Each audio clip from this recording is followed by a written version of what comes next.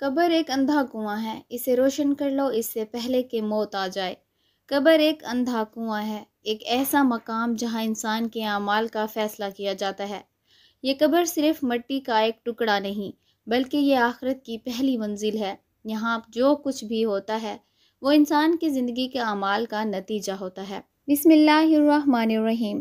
السلام علیکم ورحمۃ اللہ وبرکاتہ۔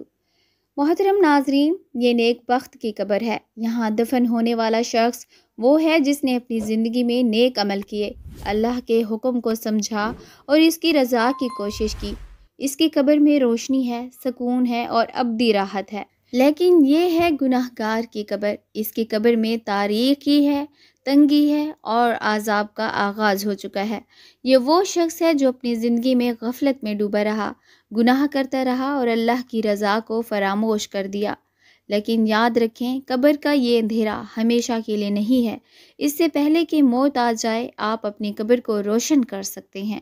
نیک عمل، توبہ اور اللہ کے ساتھ تعلق قبر کو روشن کر دیں گے۔ محترم ناظرین، اسلامی تعلیمات کے مطابق قبر آخرت کی پہلی منزل ہے۔ جو شخص اس میں کامیاب ہو جائے، اس کے آگے کی منزلیں آسان ہو جاتی ہیں، اور جو ناکام ہو، اس کے لیے مشکلات کا آغاز ہوتا ہے۔ نبی کریم صلی اللہ علیہ وسلم نے فرمایا، قبر جنت کے باغوں میں سے ایک باغ ہے یا جہنم کے گھڑوں میں سے ایک گھڑا ہے۔ قبر کی ہولناکی سے بچنے کے لیے دنیا میں نیک اعمال کرنے کی ضرورت ہے تاکہ قبر کا اندھیرا روشن ہو سکے۔ قبر کی پہلی رات ہر انسان کے لیے ایک اہم اور فیصلہ کن لمحہ ہوتی ہے۔ اس وقت کا انحصار اس کے دنیاوی اعمال پر ہوتا ہے۔ نیک اور گناہ گار افراد کے لیے یہ رات بالکل مختلف ہوتی ہے۔ نیک اعمال کرنے والے شخص کی قبر وسیع اور روشن ہو جاتی ہے۔ حدیث مبارکہ میں ہے کہ نیک شخص کی قبر جنت کے باغوں میں سے ایک باغ بن جاتی ہے۔ فرشتے منکر نکیر نرمی سے سوال کرتے ہیں، تیرا رب کون ہے؟ تیرا دین کیا ہے؟ اور تیرا نبی کون ہے؟ نیک انسان اطمینان سے جواب دیتا ہے، میرا رب اللہ ہے، میرا دین اسلام ہے اور میرے نبی محمد صلی اللہ علیہ وسلم ہیں۔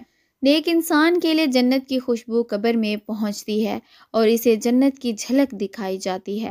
فرشتے نیک انسان کو بشارت دیتے ہیں، خوش ہو جا، تیرے لیے جنت کے دروازے کھول دیے گئے ہیں۔ اگر انسان گناہ گار ہو تو گناہ گار کی قبر تنگ اور تاریک ہو جاتی ہے، یہاں تک کہ اس کی پسلیاں ایک دوسرے میں پیوست ہو جاتی ہیں۔ نبی کریم صلی اللہ علیہ وسلم نے فرمایا، جب گناہ گار بندے کو قبر میں رکھا جاتا ہے تو قبر اس پر اس طرح تنگ کر دی جاتی ہے کہ اس کی پسلیاں ایک دوسرے میں پیوست ہو جاتی ہیں۔ یہ تنگی گناہوں اور دنیاوی غفلت کا نتیجہ ہوتی ہے، خاص طور پر وہ لوگ جو نماز ترک کرتے ہیں، جھوٹ بولتے ہیں اور حقوق العباد پامال کرتے ہیں۔ گناہ گار شخص کے لیے منکر نکیر کے سوالات سخت اور ہولناک ہوں گے۔ وہ شخص صحیح جواب دینے میں ناکام ہوگا اور کہے گا، ہائے افسوس، مجھے کچھ معلوم نہیں۔ یہی لا علمی اور غفلت قبر میں عذاب کا آغاز بنے گی۔ گناہ گاروں کی قبریں اندھیرے میں ڈوبی ہوں گی کیونکہ ان کے اعمال روشنی کے بجائے ظلمت کا باعث بنیں گے۔ نبی کریم صلی اللہ علیہ وسلم نے فرمایا، نماز اور نیک اعمال قبر میں روشنی کا باعث بنتی ہیں اور ان کا نہ ہونا قبر میں اندھیرے کا سبب بنتا ہے۔ نبی کریم صلی اللہ علیہ وسلم نے فرمایا، قبر میں عذاب اس وقت تک جاری رہے گا جب تک قیامت قائم نہ ہو جائے۔ سانپ اور بچھو کا عذاب، قبر میں سانپ یا بچھو گناہ گار شخص کو ڈستے رہیں گے۔ بعض لوگوں کی قبروں میں آگ بھڑکائی جائے گی جو ان کے اعمال کا نتیجہ ہوگی۔ گناہ گار قبر میں فریاد کرے گا اور کہے گا، اے اللہ، مجھے دوبارہ دنیا میں بھیج دے تاکہ میں نیک اعمال کر سکوں۔ لیکن یہ پکار بے سود ہوگی، اے میرے رب، مجھے واپس بھیج دے تاکہ میں نیک عمل کر سکوں۔ قبر کی پہلی رات کی سختی سے بچنے کے لیے ضروری ہے کہ ہم دنیا میں توبہ، نماز، صدقہ اور نیک اعمال کا اہتمام کریں۔ ناظرین محترم، قبر ایک اندھا کنواں ہے، اسے روشن کر لو اس سے پہلے کہ موت واقع ہو جائے۔ قبر کو روشن کرنے والے اعمال، نماز کو قبر میں ایک نور قرار دیا گیا ہے۔ نبی کریم صلی اللہ علیہ وسلم نے فرمایا، نماز مومن کے لیے قبر میں روشنی ہوگی۔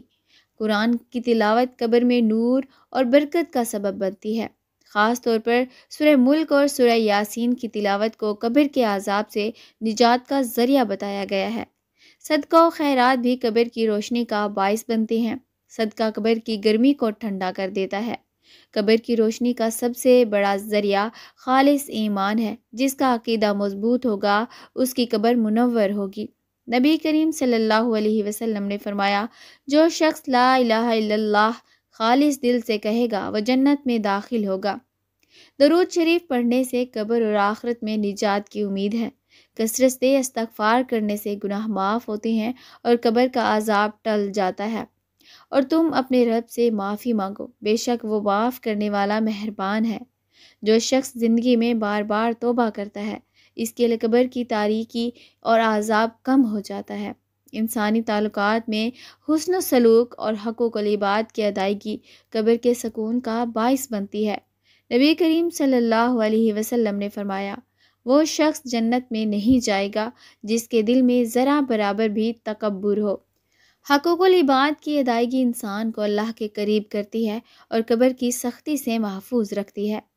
محترم ناظرین، قبر کی روشنی کے لیے مختلف دعاؤں کی تلقین کی گئی ہے، جن میں سے کچھ نبی کریم صلی اللہ علیہ وسلم نے سکھائی ہیں، جس کا ترجمہ ہے: اے اللہ، ہماری قبروں کو جنت کے باغوں میں سے ایک باغ بنا دے اور اسے جہنم کے گڑھوں میں سے گڑھا نہ بنا۔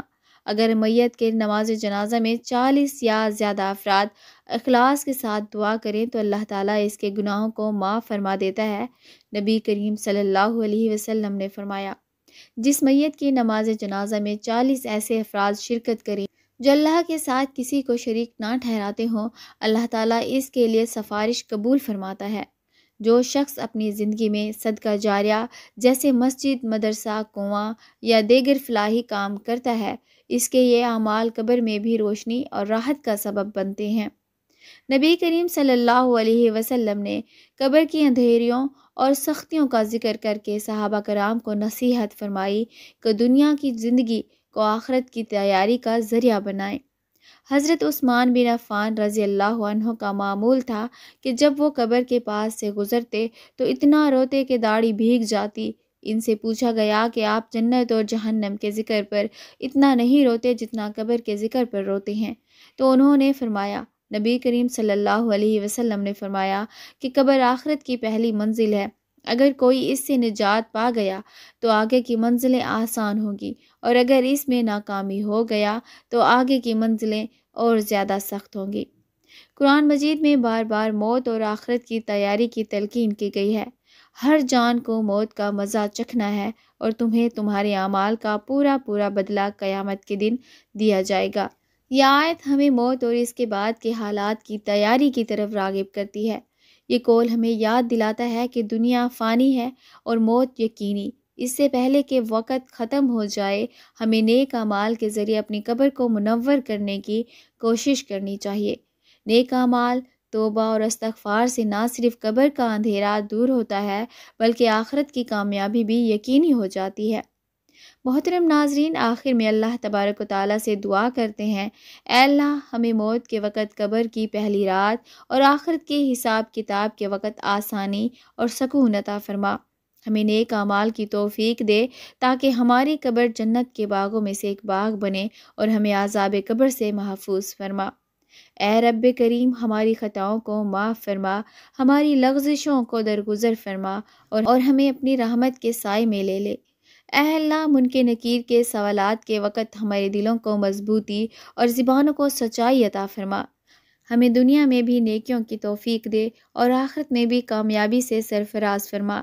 اے رحمان و رحیم، ہمیں قبر کے اندھیروں سے نجات دے اور اپنی نورانی رحمت سے ہماری قبر کو روشن فرما۔ آمین یا رب العالمین۔ معزز ناظرین، کامنٹس باکس میں اللہ کے 99 ناموں میں سے ایک نام ضرور ٹائپ کریں۔